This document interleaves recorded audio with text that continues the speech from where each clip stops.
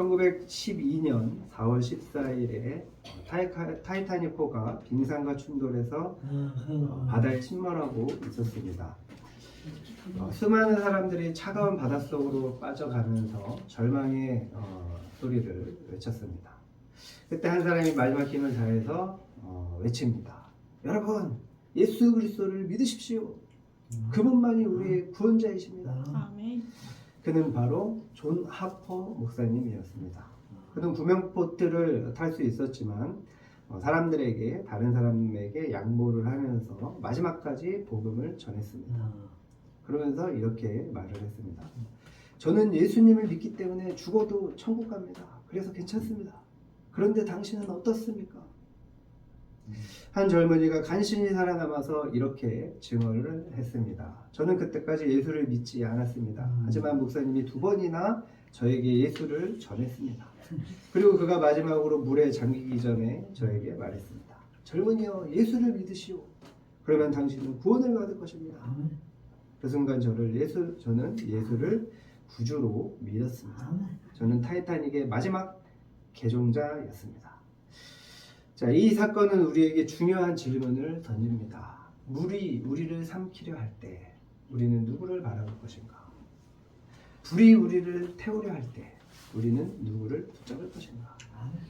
이스라엘 백성도 마찬가지였습니다. 그들은 바벨론 포로로 잡혀가 모든 것을 잃었습니다. 고향을 떠나 낯선 땅에서 정말 종으로, 노예로 비참한 삶을 살았습니다. 자신들이 하나님께 버림받았다고 생각했습니다. 그때 하나님께서 이사야 선지자를 통해서 강력한 메시지를 주십니다. 두려워하지 말라. 내가 너를 구속하였고 너를 지명하여 불렀나니 너는 내 것이라. 이 말씀은 타이타닉에서 마지막 순간까지 예수님을 전한 존 하퍼 목사에게도, 또 바벨론에서 절망 속에서 울부짖던 이스라엘 백성에게도, 오늘을 사는 우리에게도 동일하게 주어지는 하나님의 선언입니다. 여러분이 어떤 깊은 물을 지나고 있든지, 여러분이 어떤 불길 속에 있든지, 하나님께서 여러분을 너는 내 것이라 라고 부르십니다. 그러므로 여러분 두려워하지 마십시오. 하나님이 여러분을 구속하였고 결코 여러분을 버리지 않으셨습니다.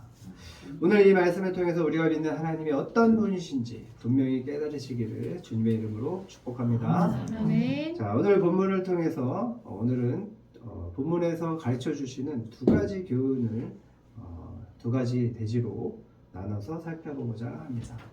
자, 첫 번째 대지로 하나님께서 우리를 창조하셨고 구속하셨다. 창조하셨고 구속하셨다. 자, 하나님께서 포로로 고통받고 있는 이스라엘 백성들에게 하나님 자신이 이스라엘을 창조하셨다라고 말씀을 하십니다. 또 구속하셨다라고 말씀을 하십니다. 이 말씀은 창조와 구속, 이 말씀은 이사야서에서 지속적으로 강조되는 말씀 중에 하나죠. 그만큼 중요하다는 것입니다. 하나님께서 가장 중요하게 여기시는 메시지인 거예요. 사람은 삶이 너무나 힘들고 고되거나 희망이 없으면 어떻게 됩니까? 낙심을 하게 되죠. 낙심을 합니다. 그 낙심이 길어지면 또 어떻게 돼요? 어디까지 갑니까? 나는 왜 태어났을까? 내 인생이 의미가 있을까? 나는 가치 있는 존재인가? 내가 살아봐야 뭐하나? 여기까지 가게 되는 것입니다. 많은 사람들이 자신의 존재 이유를 찾지 못하고 방황을 합니다. 그것이 인간의 연약함이자 한계이죠. 그러나 하나님은 오늘 우리에게 말씀하십니다. 내가 존재하는 이유는 내가 너를 창조했기 때문이다. 야곱아, 너를 창조하신 여호와께서 말씀하신다. 하나님께서 우리를 창조하셨다는 건 우리를 그냥 세상에 던져 놓으시지 않으셨다는 것입니다. 우리는 실수로 태어난 존재가 아닙니다. 우리는 하나님의 계획 속에서 창조된 소중한 존재라는 것입니다. 그럼에도 불구하고 우리가 이렇게 고된 삶을 살아가는 이유가 무엇입니까? 왜 어려움을 겪습니까? 왜 고통스럽습니까? 우리가 죄의 포로가 되었기 때문입니다. 또는 죄로 가득한 세상에서 살아가고 있기 때문이에요. 하나님이 창조하신 우리는 죄로 인해서 타락했고 또 마치 노예처럼 사단의 손에게 붙잡혀 있습니다.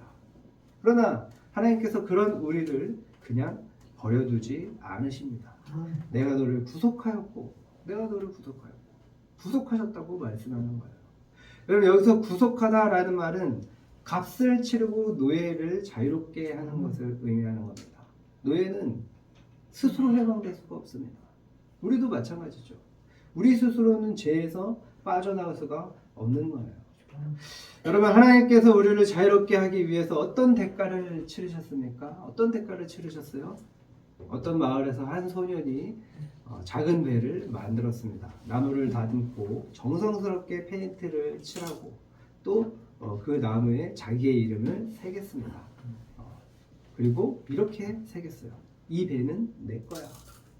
그런 후에 소년이 배를 강가에 띄웠는데 갑자기 강한 바람이 불어와서 배가 떠내려가 버렸습니다.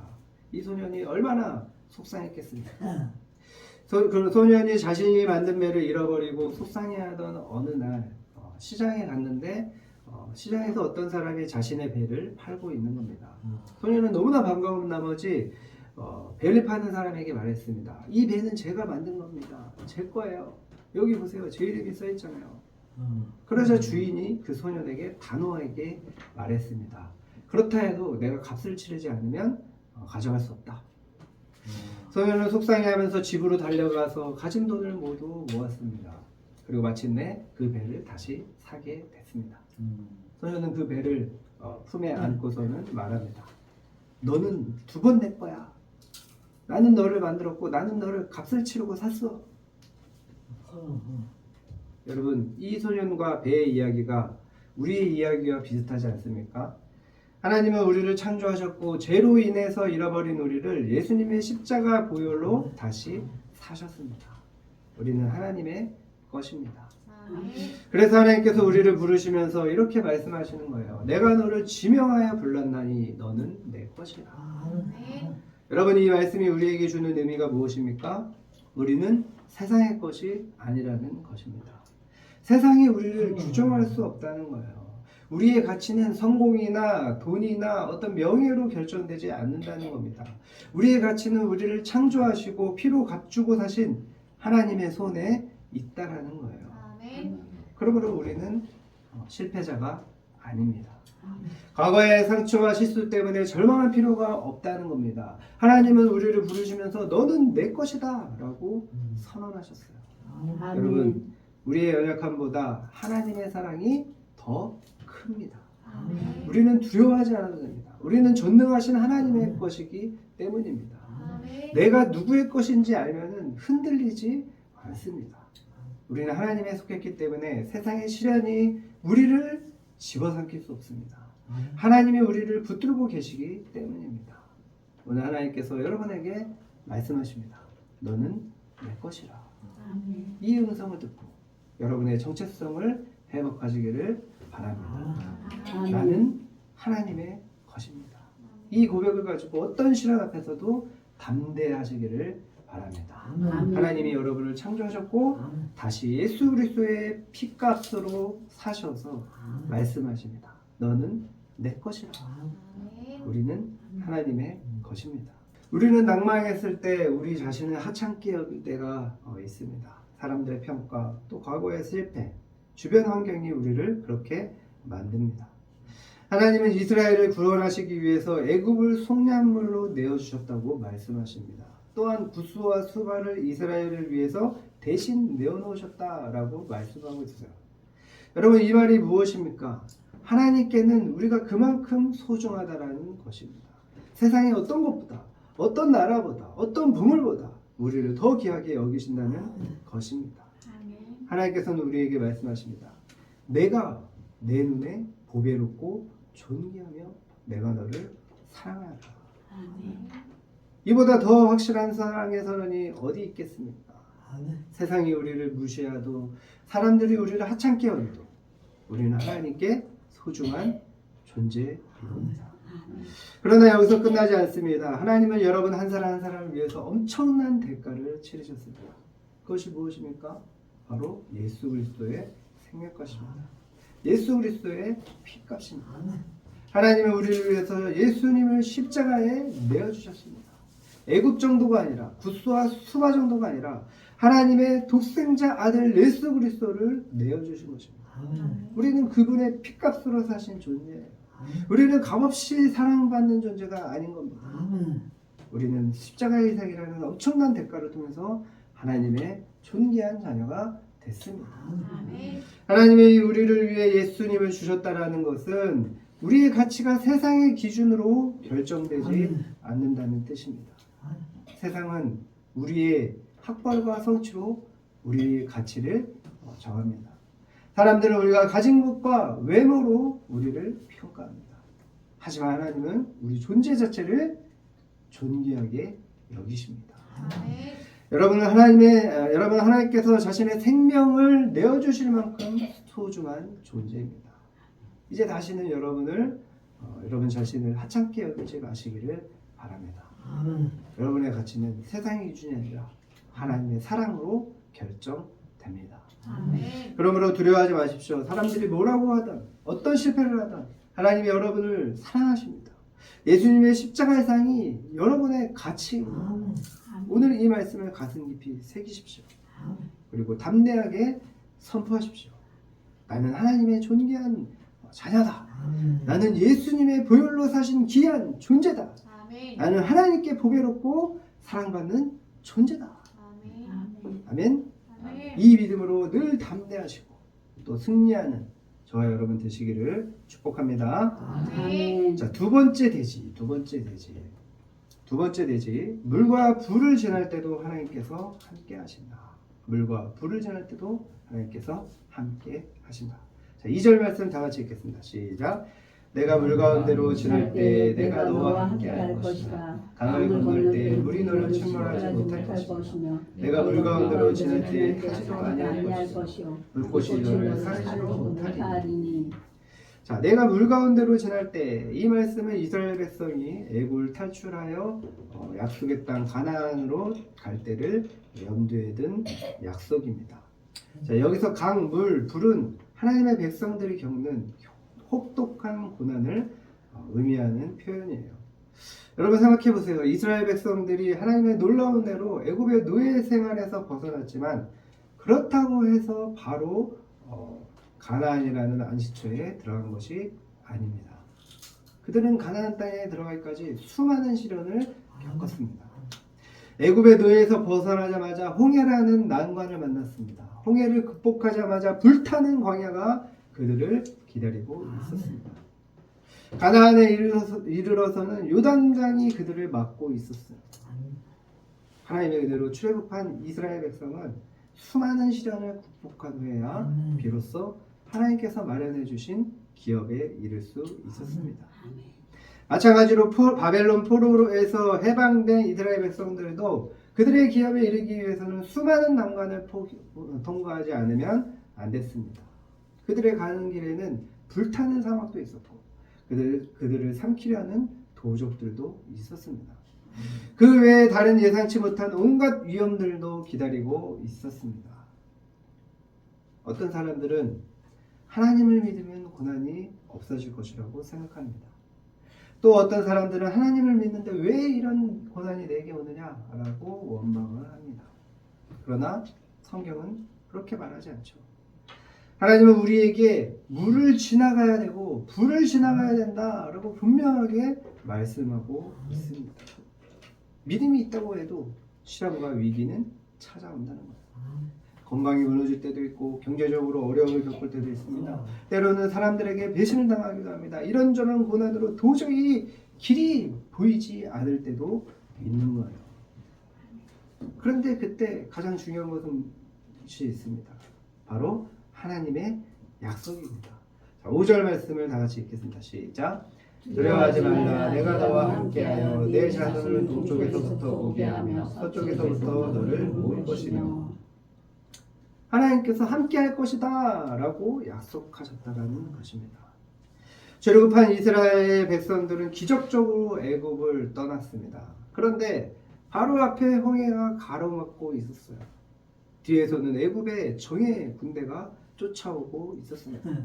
앞으로 가면 바다에 빠져 죽고 뒤로 가면 적군에게 죽을 상황이었어요. 백성들은 두려워서 모세를 원망합니다. 그때 하나님께서 모세에게 말씀하셨습니다. 출애굽기 14장 16절에 말씀을 합니다.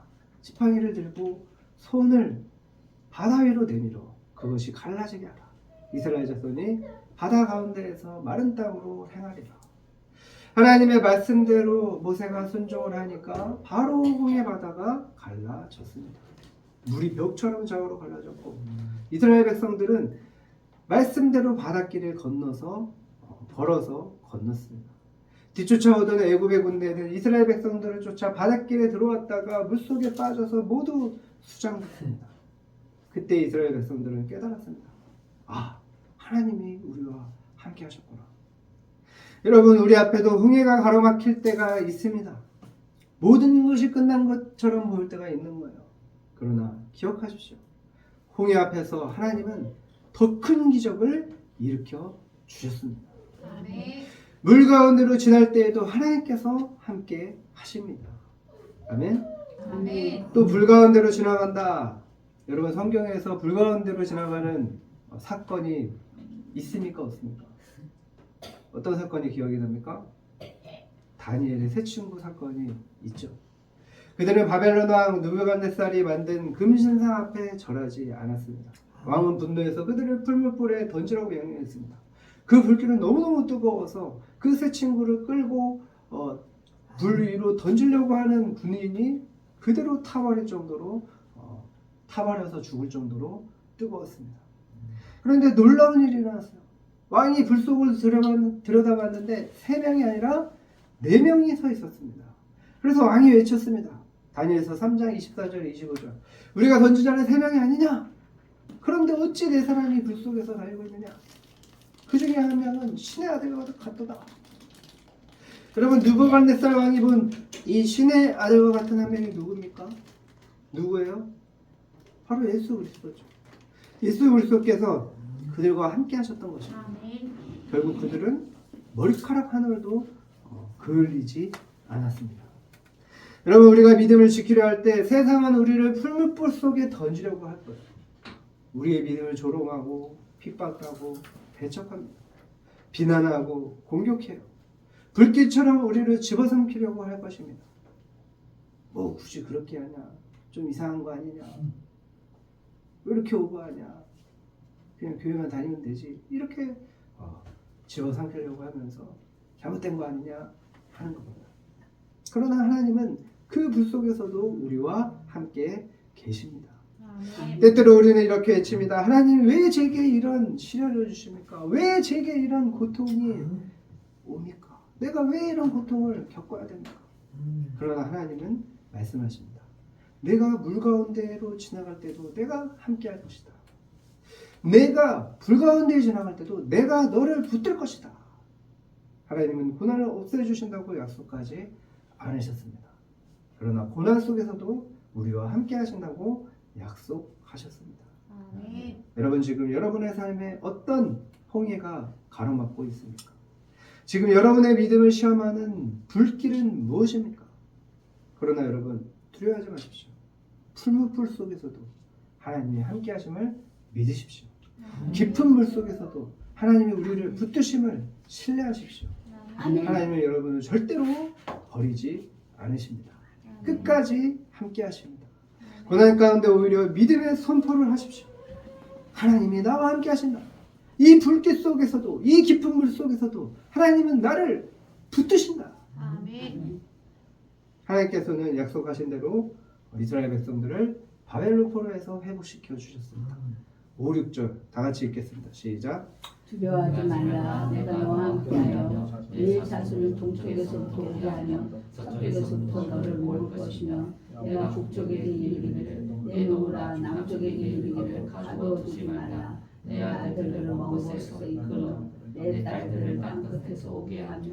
자, 이 말씀은 어떤 상황이나 어떤 곳에 있어도 우리가 하나님께서 우리를 모아 주시고 또 다시 회복시켜 주신다라는 약속이에요.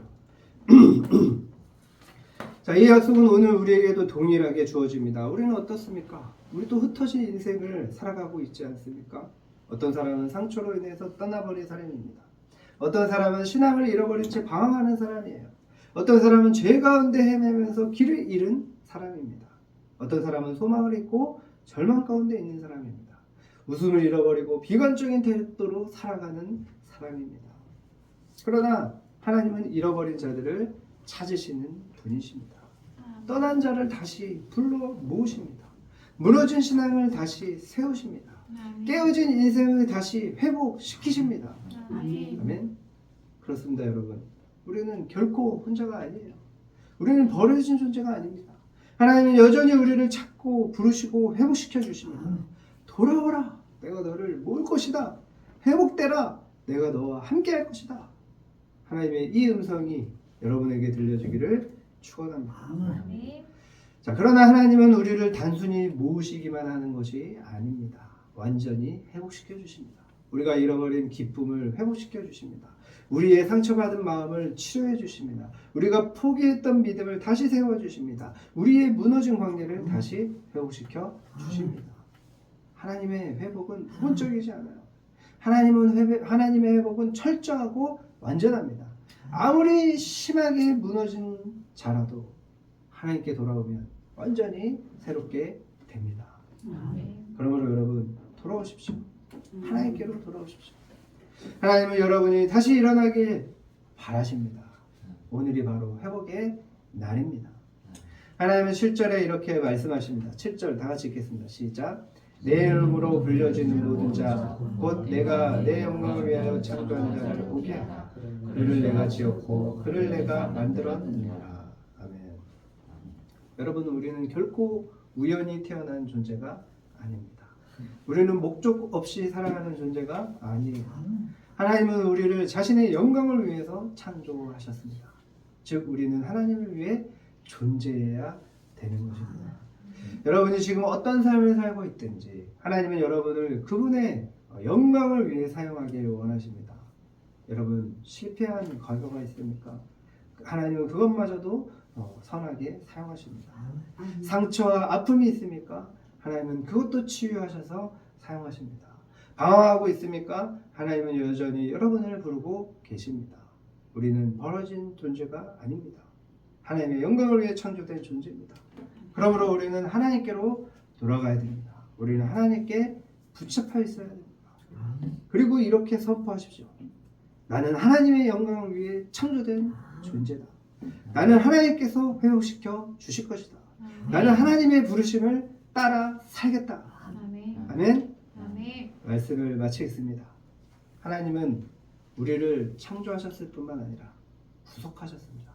우리는 하나님의 것입니다. 아멘. 물이 넘쳐도 불이 타올라도 하나님이 우리와 함께 하십니다. 우리는 존귀한 존재면서 또한 하나님은 우리를 회복시켜 주십니다. 아멘. 그러므로 두려움을 버리고 하나님의 사랑을 믿으십시오. 아멘. 그분이 반드시 여러분을 지키십니다. 아멘. 하나님께서 오늘 여러분에게 말씀해 주십니다. 너는 내 것이라. 너는 내 것이라. 내가 내 눈에 보배롭고 존귀하다. 내가 너를 사랑하노라. 이 말씀을 붙들고 늘 감사하고 승리해서 좋은 열매 많이 맺으시기를 주님의 이름으로 축원합니다. 아멘.